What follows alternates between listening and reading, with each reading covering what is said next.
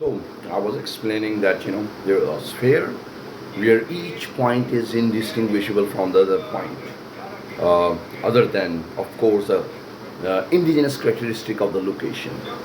And planets and this universe is made up of perfect spheres. Some are stars, some are planets, some are moons. Well, asteroids might have a very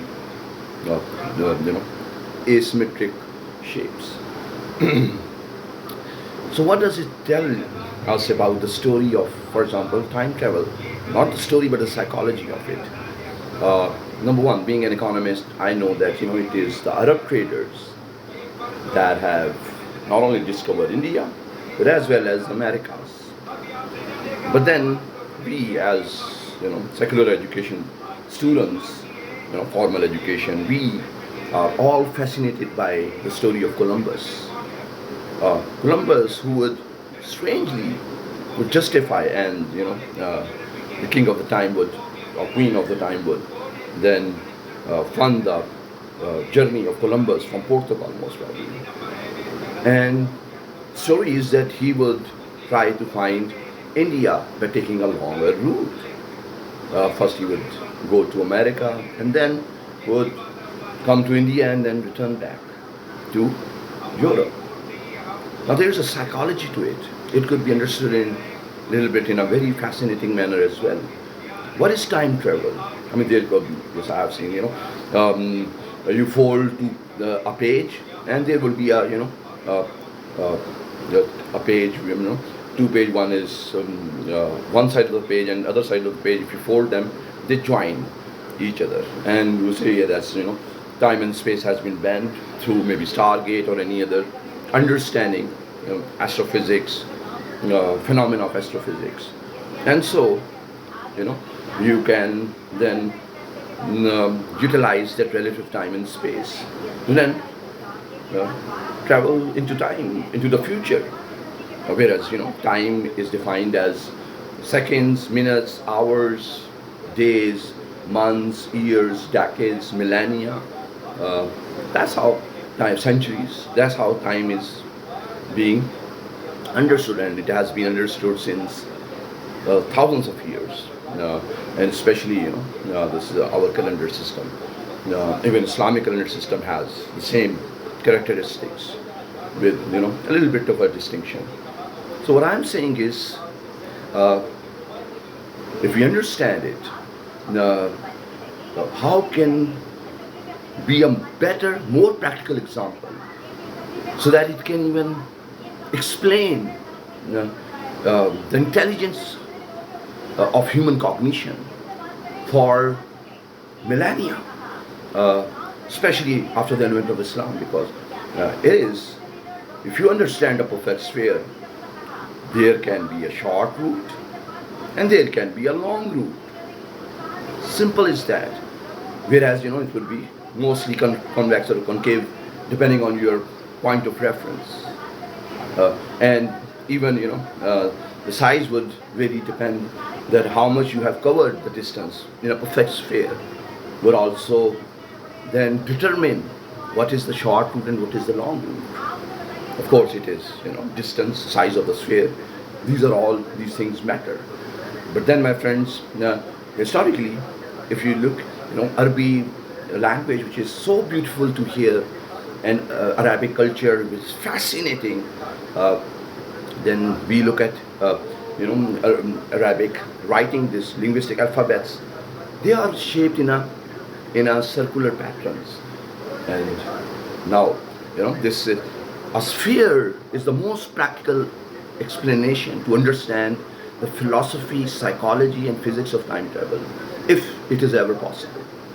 The simple time travel would mean instead of spending 24 hours, you have just went to another year. You have traveled into the future, and that's how simply it can be explained. And therefore, our natural cognition is built upon our vigor to discover. But that happened, really, globalization, everybody knows that happened through Arab traders. Uh, and there is an interesting, and what I will as far as languages are concerned, writings are concerned, imagination is concerned, stories are concerned. Stories of time travel is ample in in uh, in the literature.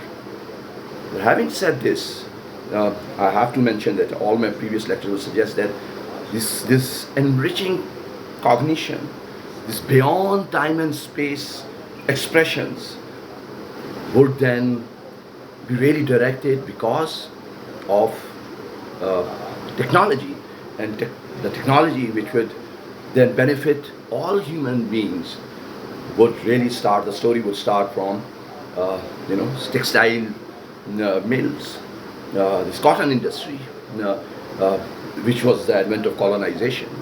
And so for consumer based, the technology would have a larger application for all the consumer, but all the global citizens. And the concept starts from there, and then economics is inherently based on globalization, whether globalization should be fair between nation states, trading between nation states, regional trading, or for two nation states who are approximately far from each other. For example, United States of America or Pakistan trading in textile industry. Pakistan's textile exports are made to Europe and United States of America and other part of the world as well. So that is what I was trying to explain. The basic, this amazing story of humanity. So therefore, there is no conspiracy. Yes, I had to be canvas a little bit, not really then consider the hard work of our forefathers. Then, colonization did exploit it, and we are reaping the benefits. And therefore, my friends, globalization and world peace is so important. I cannot emphasize this more. And as far as physics is concerned, build a perfect sphere or create the geometry and understand it, and maybe theories of multiverse or even time travel could be understood. While at the same time, computer technologies can do it really well.